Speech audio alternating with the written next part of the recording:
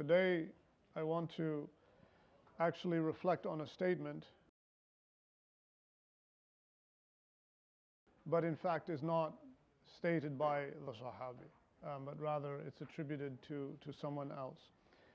The statement is one that people hear often, and so when it's attributed to the Sahabi, it needs to be clarified that this particular Sahabi did not say it. I'll begin with the statement. I'll mention then the Sahabi that it's falsely attributed to, and then I'll mention who it actually is attributed to based on two different sources. The statement in Arabic is related to the upbringing of our children. And the statement, it says, لا تكرهوا أولادكم على آثاركم فإنهم مخلوقون لزمان غير زمانكم. So the statement, it says, do not compel your children to follow your ways, for they have been created in a time that is different than your own. Before I mention a couple things about the statement, it's attributed to Ali ibn Abi Talib. And this is something that you'll find in some modern day sources, that it attributes this statement to Ali ibn Abi Talib radiallahu ta'ala anhu wa karamallahu wajhah. But it's not actually stated by him. If you go through the classical sources, there's no classical source that narrates this particular statement being attributed to Ali ibn Abi Talib.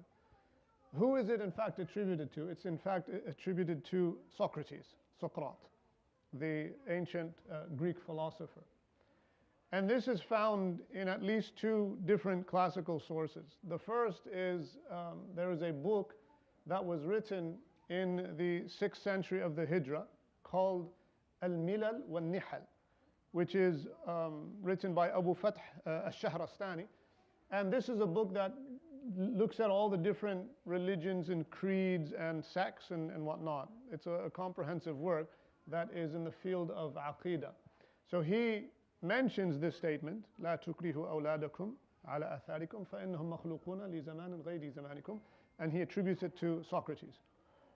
Another classical source that was written 150 years later, at least, it's by Ibn al-Qayyim al-Jawziyah in his book إغاثة اللهفان في مصائد الشيطان, which is the relief of the distress from the traps of Satan. And in this book, إغاثة اللهفان, Ibn al-Qayyim rahimahullah, he mentions the exact same statement, and it is also attributed to Socrates. Now the statement itself has wisdom, and al-hikmatu dalatul mu'min, as the Prophet ﷺ mentioned, that wisdom is the lost riding animal of the believer. Wherever we can find wisdom, then we take it as something that we can apply within our lives. And so the statement is to show that often enough we try to raise our children based on how we were raised, in the place and in the time that we were raised and we grew up. But often enough, it backfires, or it doesn't work, or it's not as effective or as impactful. We're not talking about the foundational principles, mabadi', right? We're not talking about those. But rather we're talking about some of the more nuanced ways in terms of the how we raise our children. Not on the principles, but how it is that we raise our children without taking into consideration the specific time and place that we are in. Because as times change and as places go from one place to another, there are shifting and different cultures.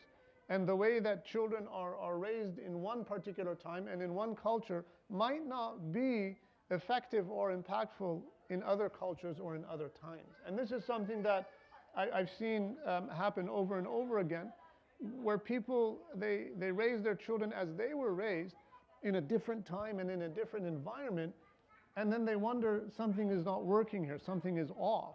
And it's not to blame the parents, no, but it's to be able to understand that each time and place has a specific means or way. We need to be able to understand the times that we're in, the places that we're in, the culture that we're in, to be able to connect with our children and to raise them effectively. as parents, we take the means. The end results are in the hands of Allah subhanahu wa ta'ala, but we do our best to take the means. And this is one wisdom when it comes to the raising of our children that we can benefit from in this regard. لا تكرهوا أولادكم على آثاركم فإنهم مخلوقون لزمان غير زمانكم وصلى الله على سيدنا محمد وعلى آله وصحبه أجمعين والحمد لله رب